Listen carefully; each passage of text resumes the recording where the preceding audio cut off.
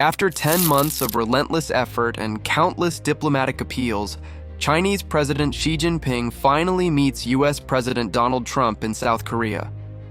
The world's two most powerful leaders, representing the two largest economies, come face to face.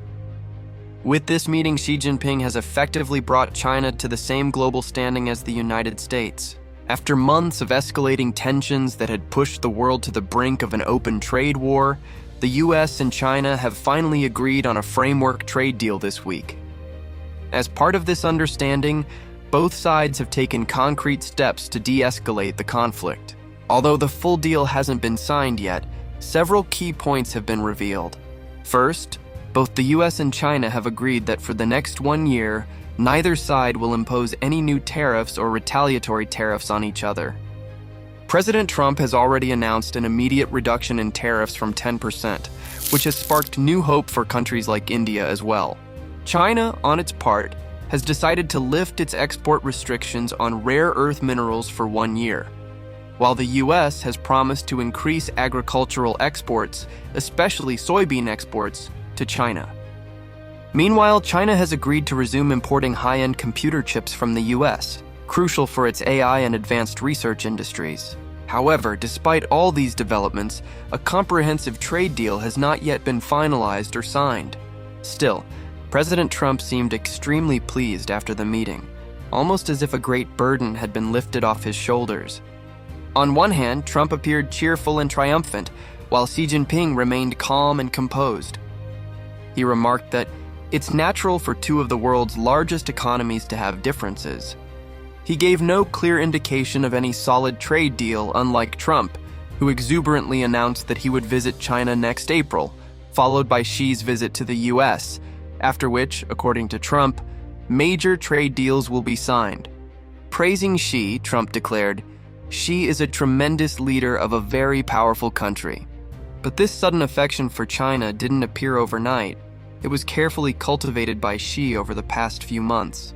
Here's what really happened. In recent months, Trump had been trying to pressure China and other countries, sometimes by imposing new tariffs, sometimes by restricting the supply of computing chips, and at times even threatening outright boycotts. There will be 104% tariffs going into effect on China. We'll see what happens, but ultimately they have to make a deal. The tariff on China will now go up to 125%. While most countries, including India, eventually succumb to Trump's tactics, flattering him and pleading for relief. "Please, sir, make it easy for us. We'll do anything." China refused to bow down. Instead, Beijing fought back, hitting the US with its own retaliatory tariffs and even suspending the supply of rare earth minerals, which are vital for US industries. Just a few months ago, China had pushed the US economy into such a tight corner that Washington was forced to quietly reduce its massive 100 to 150% tariffs down to about 30%. Whatever the official US version may be, the truth is clear. China defeated Trump in his own trade war. And that's exactly what we'll try to understand in today's episode of Epic Insight. What really happened in this entire US-China trade war? And from the beginning of this year till now, who actually won from the beginning of the year until now? Who has won and who has lost? Who gave what? And how did China manage to defeat the United States at its own game? What exactly does China have? What power or resource that forces even America to listen to it? April 2025, the day when the United States announced reciprocal tariffs on nearly every major country in the world. Donald Trump walked in holding a giant banner, a list of countries and the exact reciprocal tariff percentages against each of them. And as expected, the very first name on that list was China, hit with an additional 34% tariff. What happened next we've already covered in earlier episodes, but today we'll quickly establish the timeline before moving forward. Immediately after Trump's tariff announcement, global markets went into chaos. Within just 1 week, the world lost over $10 trillion in market value. The global economy began sliding toward recession. Under this pressure, Trump was forced to pause his own tariffs for 90 days to prevent a full-scale global crisis. But notably, this pause did not apply to China. In fact, Trump increased Chinese tariffs overnight, taking them all the way up to 145%. But why this special treatment for China? because China had retaliated. This time, Beijing wasn't ready to tolerate Trump's tantrums. At every step, China made it clear it would not back down. China would fight till the end. This trade war brought US-China trade almost to a complete halt. Companies were forced to change their business routes, replacing Chinese imports with goods from Vietnam or Mexico. Some Chinese factories were on the verge of closure, while many American importers faced bankruptcy. Meanwhile, for ordinary US consumers, the cost of everyday goods began to rise rapidly. Everyone knew, if these tariffs continued, prices of made-in-China products could double or even triple. For the last 30 years, China has been the factory of the world. A huge portion of its exports go straight to the US. And these factories can't suddenly be rebuilt in America, no matter what Trump says. Analysts began warning that if tariffs weren't rolled back soon, America would slip into a deep recession. Trump's move clearly backfired, because this Trump-made crisis was weakening the very foundation of America's global power, its financial system. Consumer confidence, inflation, capital spending all dropped.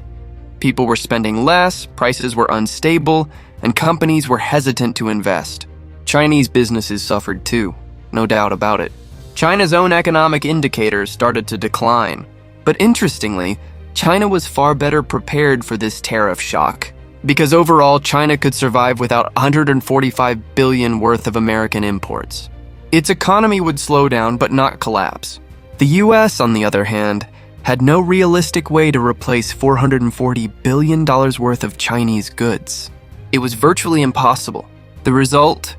These tariffs became so painful for US businesses and consumers that Trump couldn't sustain them for long. Within weeks, he had to admit defeat and began searching for a way out of the mess he had created. By May 2025, the US itself reduced duties on Chinese goods from 145% down to 30%. China, in turn, lowered its reciprocal tariffs on most American products from 30% down to 10%. China's strong counterattack had such a huge impact that when Trump later announced a revised list of adjusted tariffs in August, China's name was completely missing from the list of 70 countries. The official explanation? Oh, we're in talks with them, so we won't touch them right now. Up until now, we've only seen the tariff war, but the real game was happening behind the scenes. While both countries were slapping tariffs and exchanging trade blows, China was quietly tightening restrictions on the supply of rare earth minerals. Now the question is, what exactly are these rare earth minerals? Why does China control them so tightly? And why are they so critical that the US simply can't survive without them? That's what we'll uncover in next. April 4, 2025. Just hours after Trump announced his global tariff war, China responded immediately, declaring export restrictions on 7 rare earth elements and the magnets and compounds made from them. Then in August, Beijing rolled out a new set of regulations that expanded government control over the mining, smelting, and separation of rare earth minerals, meaning the government wasn't just controlling exports, but the entire production process as well. It doesn't just make toys and clothes anymore. It manufactures future-ready technologies, electric vehicles, drones, AI hardware, things no other country can match at scale. Today, China is the leading trade partner of over 100 countries, maintaining a trade surplus with almost all of them. It holds foreign reserves exceeding $3.2 trillion, while India's reserves are around $700 billion. Add to that its massive Belt and Road Initiative. So if China controls rare earth supply, the US controls advanced chip supply. Yet despite this, China remains far more economically resilient and better prepared to face the US than any other country on Earth. Let me know your thoughts on all this in the comments. Stay safe, and don't forget to like, share, and subscribe as we continue to uncover the truth behind this global economic showdown.